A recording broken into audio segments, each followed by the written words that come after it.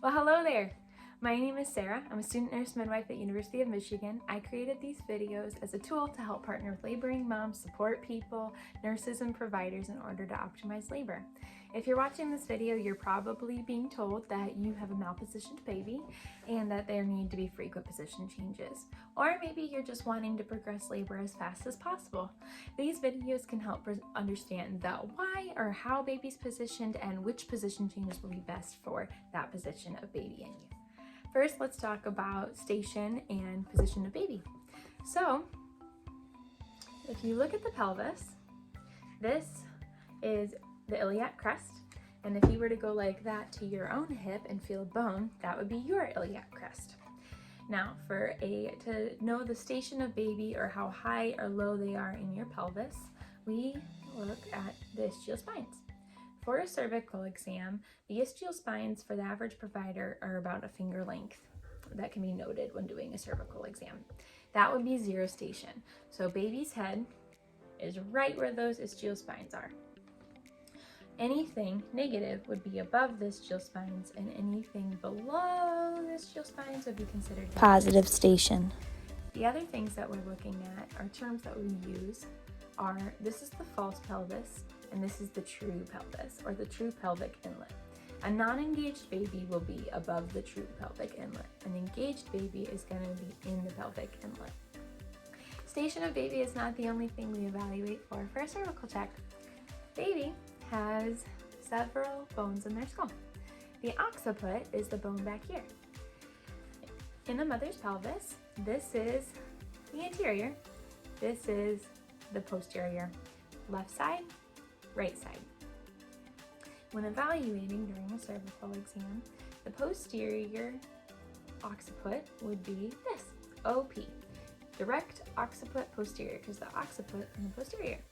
Then we have LOP, ROP, ROT, or transverse, because they're directly transverse or across the pelvis. We have LOT, LOA, direct OA, and ROA. OA, occiput anterior, OP, occiput posterior. The concern with OP is not that labor can't happen, but that it can be a slower progression. It's what we call sunny side up or stargazer, because baby's looking directly up or to the side a little bit. There are position changes we can do for this. Let's say baby is negative station, which is true pelvic inlet, and baby is non-engaged, still at negative station. So what can things we do for it? Well, every 30 minutes we can be doing, at least every 30 minutes we can be doing position changes that can help with progression of labor. These things can be like walking if you do not have an epidural. Wide stances will optimize that descent of baby into the pelvic inlet. We can also do sitting position changes, which can include using tools at the hospital such as a cub, a birthing ball, or a peanut ball. Side lying positions can use a peanut ball as well. The peanut ball will rest between your knees, and that can allow for rest while keeping your knees apart to open up that pelvic inlet. Another way you can do this is hands and knees. Resting on hands and knees can sometimes be tiring. Pillows or anything underneath your chest can help with support, as well as a peanut ball can rest between your knees to allow for rest while being in hands and knees. Are we past the negative station now? Is baby at zero, which is the ischial spines here, and baby is parallel with them?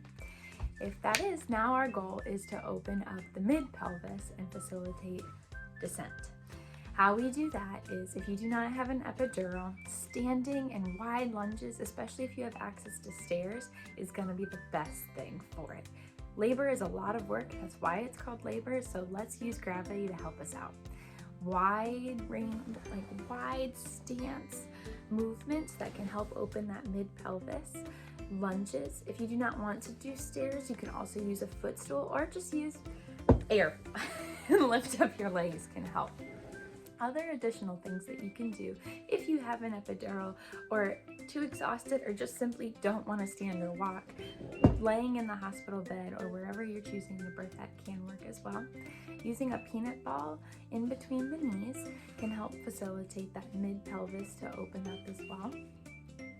Additionally, you can use a fire hydrant pose. It's important to do it on each side for 30 minutes on each side. This is a picture of what it looks like. And it's important to remember again that every time we're doing position changes, we should minimum be changing every 30 minutes. It's tiring, but it's a great way to be able to optimize labor progression. Additionally, what you can be using is leaning forward on a bed or on a bedside table or anything that's stationary and is stable and is not a fall risk. It's a great way to be able to optimize labor and facilitate descent with baby. Is baby at positive station now? Are we preparing for descent and delivery? What we're gonna do now is position changes that every 30 minutes we need to be changing positions at, with the best ones to do now to open up that outlet is to have knees together and ankles as far apart as possible. You can do this by being on hands and knees with knees together, ankles apart. It can be on the side with a peanut ball. It can be sitting up with knees together and ankles apart. The key is knees together, ankles apart. Asynclitic. The definition of asynclitic is the oblique malpresentation of the fetal head while in labor. This can be noted upon cervical checks and cervical exams when the two parietal bones, which are on either side of the fetus's skull, and the sagittal suture which connects the two of them. When this is noted upon cervical exams, cervical checks, what can be happening is if it's an oblique presentation of that sagittal suture, we can call it anterior or posterior asynclitic. Unfortunately, additional interventions that may be needed with an asynclitic fetus are vacuum vaginal delivery, forceps vaginal delivery, failure to progress, which can even lead to a cesarean section. That is not guaranteed, but it is interventions that we need to look at maybe happening down the road.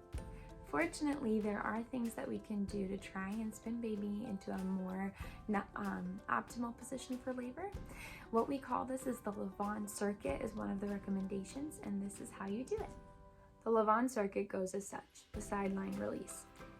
It softens the pelvic floor, and as seen in this first picture, she's on her side, and she does this for 3 contractions and then switches to the other. There should always be a support person so that falling does not occur. The second pose done is as seen in the second picture, called puppy pose. It helps to disengage and reset the baby. Preferably it should be done for 30 minutes, but it can be done for less if it's not tolerable. The third picture should be done in addition with the puppy pose, and it's called shaking the apple tree. And we wrap a sheet around mother's hips, and it can be shaken from side to side. The fourth picture is the flying cowgirl. Turn to the side of where the baby's back is for 30 minutes, with a peanut ball in between the calves.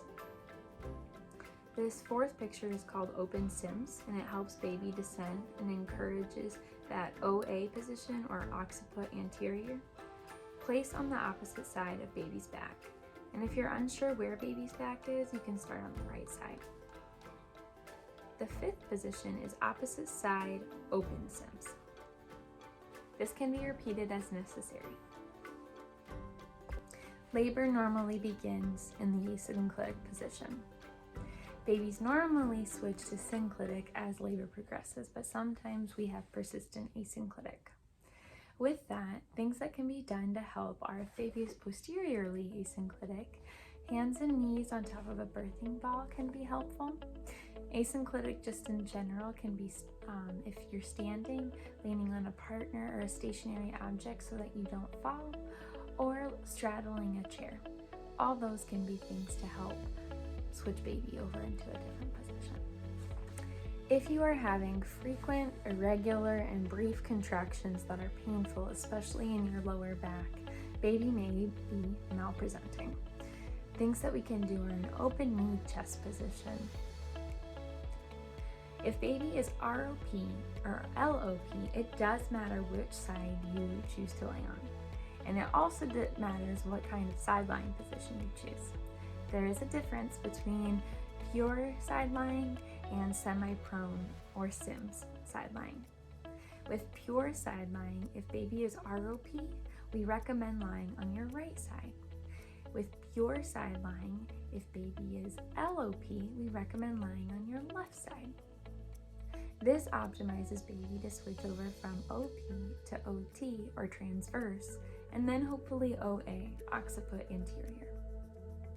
If you choose to do semi-prone or Sims positioning, it would be the reverse. If baby is ROP, we need to lay on our left. We recommend laying on our left side. If baby is LOP and you want to do semi-prones or Sims position, we would do the right side. This would optimize baby to be able to switch from OP to OT, which is transverse, and then OA. If you are able, no epidural, not bed bound, walking wouldn't be bad to do asymmetrical lunges or just standing. Now, asymmetrical opens up that pelvis to create more space on one side for baby to be able to go from OP to OA, or if they're already in OA, just to get into a better position to help progress labor.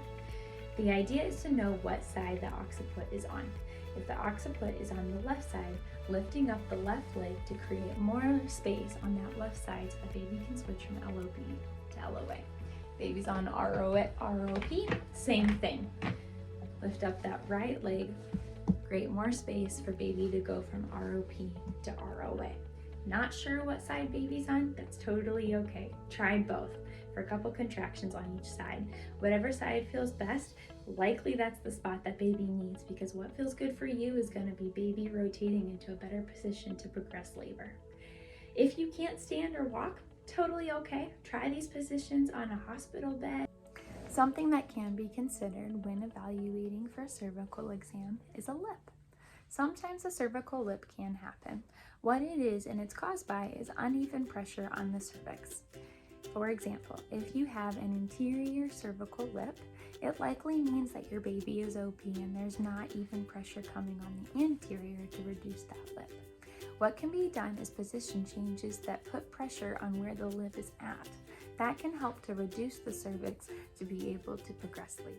Thank you for watching this tool, helping people out. I hope it was helpful for you, and happy birthday!